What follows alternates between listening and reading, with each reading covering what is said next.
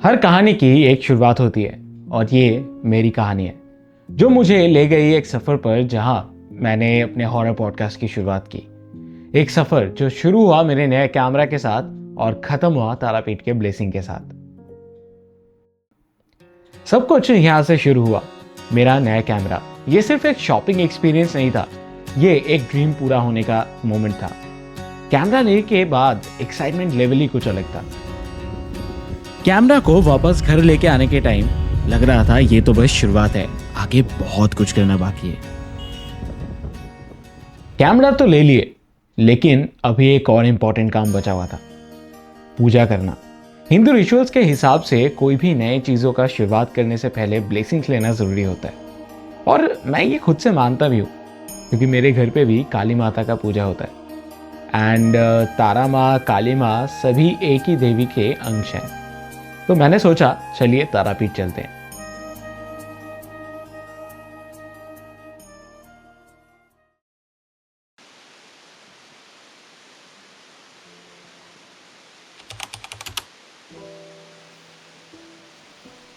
रात के लगभग 3:30 बज चुके थे।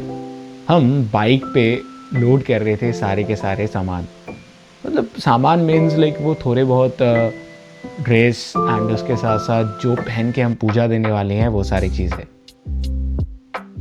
फिर हम निकले वो रास्ते पे, जो रास्ता सुनसान था एंड उसी के साथ साथ काफ़ी ज़्यादा खराब भी।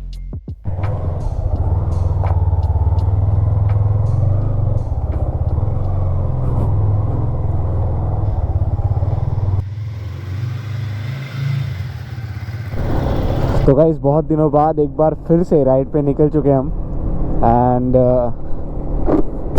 इस बार कोई मतलब घूमना कह सकते हैं आप, लेकिन जो मेन पर्पस है वो है तारापीठ माता का दर्शन एंड पूजा। ब्लेसिंग लेने जा रहे हैं क्योंकि एक नया काम हम शुरू करने वाले हैं। लाइक ऑलरेडी शुरू हो चुका है लेकिन 2025 है, तो सोचे कि साल का जो शुरुआत है एक बार पूजा देखी करते हैं। तारापीठ जाने से पहले जो एक खुशी अंदर से महसूस हो रही थी वो सिर्फ और सिर्फ इसीलिए नहीं कि ब्लेसिंग्स लेने जाना है, इसीलिए भी कि बहुत दिनों बाद कोई लॉन्ग राइड पे हम पहुंचे।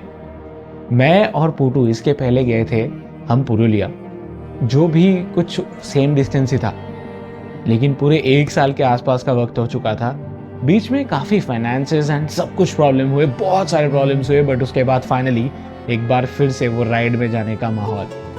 धूप खिल चुका था और एक अंदर से ही वो खुशी वाला फीलिंग आ रहा था कि मैं कुछ नया शुरू कर रहा हूँ और उसके साथ मैं तारापीठ भी जा रहा हूँ और खुद के बाइक में। इससे बेहतरीन चीज़ और कुछ था ही नहीं।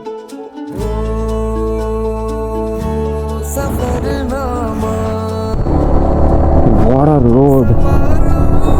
Wow!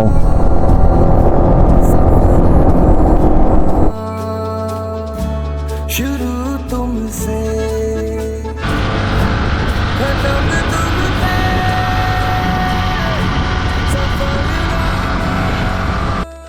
अरे इतना जल्दी भी क्या है, अभी तक तो हमारे फर्स्ट स्टॉपेज शक्तिगढ़ को दिखाया ही नहीं आप लोगों को।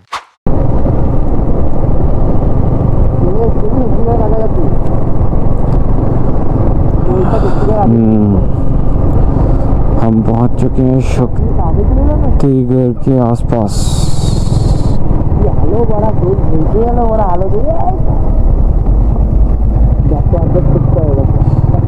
दाढ़ी जाइए এখানে দাঁড়িয়ে যাই। बीड़ी सिगरेट का हर कश आपके लिए नुकसानदायक है। हमारा फर्स्ट स्टॉप था शक्तिगढ़। शक्तिगढ़ जिस जगह पे हर कोई रुकता ही है उस रोड पे जाने के वक्त। So guys finally I don't know sound आप लोग आ रहा होगा कि नहीं, वही सेम दुकान पे आ गए जिधर हम लोग पुरुलिया जाने के वक्त आए थे। शक्तिगढ़ में उधर ही रुके हैं। इसका नाम तो वही है, नहीं ये है लैंगचन अवॉर्ड। और দেখা যাচ্ছে না অন্ধকার পুরো ভাই। सब देखा है भाई, यही है। इधर लाइट नहीं है, लाइट नहीं है। এটা তো ছোট भाई। ক্যামেরা অনেক ভাই। আমার চাই चाय की चुस्की नॉस्टैल्जिया चाय की जिसकी हाँ भाई लॉगिंग है ना वो इसी जाएगा खाली टैबिन तो भी है जो भी है। अभी धूप भी नहीं निकला, मतलब धूप के अभी तो सूरज भी नहीं निकला। फिर धीरे धीरे सुबह हुआ और चारों तरफ पंछियों का आवाज दिल को काफी शांति दे रहा था।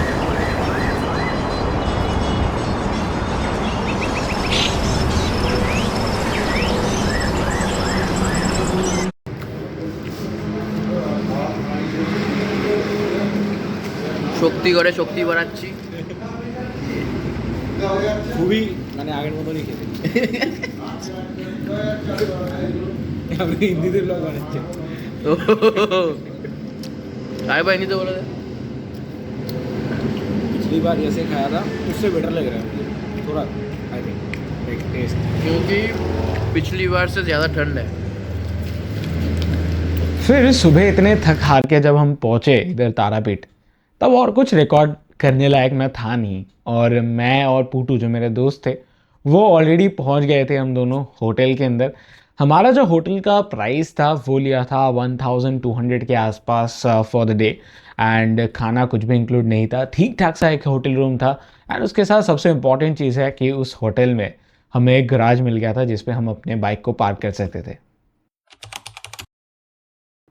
रात होते ही हम जब पहुंचे इधर अंदर लाइक पूरे टेम्पल के अंदर, मानो के घुसते ही जो शोर बाहर के थे वो अंदर खत्म ही हो गया। हालांकि बहुत लोग थे, बहुत ही ज्यादा लोग, बट वो एक कामनेस वो अंदर से निकल के आया। तारापीठ वैसे भी मेरे दिल के काफ़ी करीब है और मैं थोड़ा ज़्यादा ही स्पिरिचुअल हूँ ऐसा मुझे लगता है, तो इसकी वजह से मुझे लगता है कि उधर जाने के बाद मुझे वो पीस जो मिला था वो पीस शायद कोई और जगह अगर मैं जाता तो शायद ना मिलता। फिर हमने पूजा दिया। पूजा देने के बाद हम पहुंचे शिव घाट, जिस घाट पे सभी इधर अपने जो धूप अगरबत्ती सब कुछ जो है वो उधर ही देते हैं शिव जी के लिए एंड माँ तारा के लिए भी, जिधर बहुत लोग धागा भी बांधते हुए दिखे हैं ताकि उनका जो मनोकामना है वो पूरा हो जाए। फिर बारी आई टेम्पल से निकल के शमशान घाट पहुंचने में। शमशान घाट हम जब जा ही रहे थे उसी बीच हमने देखा कि कोई गुजर गए थे, उनको लेके 4 लोग आ रहे थे कंधे में लेके। एक जगह पे कीर्तन चल रहा था उसके पहले, जहाँ पे सब लोग नाच रहे थे कीर्तन के धुन में, क्योंकि वो जो ट्यून है वो आपके पैरों को जो है वो ऑटोमेटिकली चलाने लगता है। लेकिन वही सेम जगह पे हरि का नाम लेके कोई और जा रहा है अपने अंतिम संस्कार के लिए। यही तो है जिंदगी, 2 पल की कब क्या हो जाए किसी को नहीं पता। शमशान में अंदर जाते ही हमने देखा बहुत सारे जगहों पे यज्ञ हो रहे थे, जिधर कुछ कुछ एरियाज पे हमने देखा कि कुछ ऐसे कार्य हो रहे थे जो शायद तंत्र के अलावा कुछ और हो नहीं सकता था। तंत्र विद्या बहुत ज़्यादा इम्पोर्टेंट है और कोई कोई सब कुछ को ब्लैक मैजिक बना देते हैं, लेकिन सब कुछ ब्लैक मैजिक बिल्कुल भी नहीं होता। तंत्र विद्या आपको जो है वो बहुत ज़्यादा कुछ दे सकते हैं और उसी के कुछ योग्य हमें काफ़ी सारे एरियाज पे दिखे। सिर्फ उधर इंसानी नहीं, हमारे नन्हे मुन्ने कुछ डॉगी वो भी इधर गए थे। ऐसा लग रहा था एक डॉगी को देख के कि वो ब्लेसिंग्स लेने के लिए सोए हुए हैं।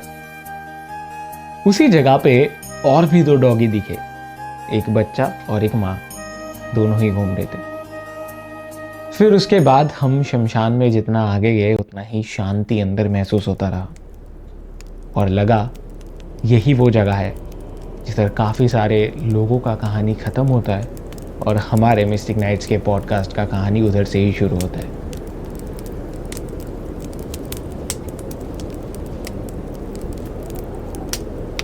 फिर बारी आई नेक्स्ट दिन।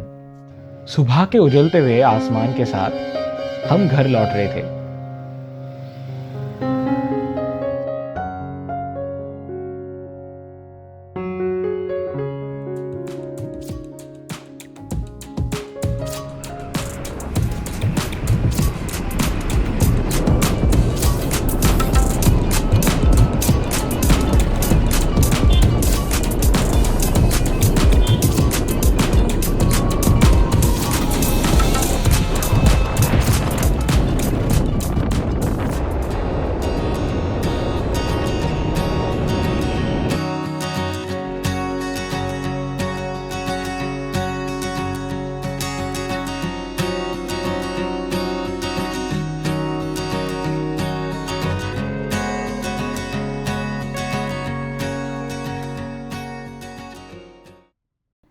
यहीं से मेरी कहानी की शुरुआत होती है, हॉरर पॉडकास्ट की, जिस कहानियों को सुनने के बाद आपको रात में जगने में मजबूर कर देगी। आप लोग अगर अभी तक जुड़े हैं मेरी कहानी के साथ तो आप भी हमारी कहानी के एक हिस्सा बन चुके हैं। मिलते हैं पॉडकास्ट पे, द मिस्टिक नाइट्स पे।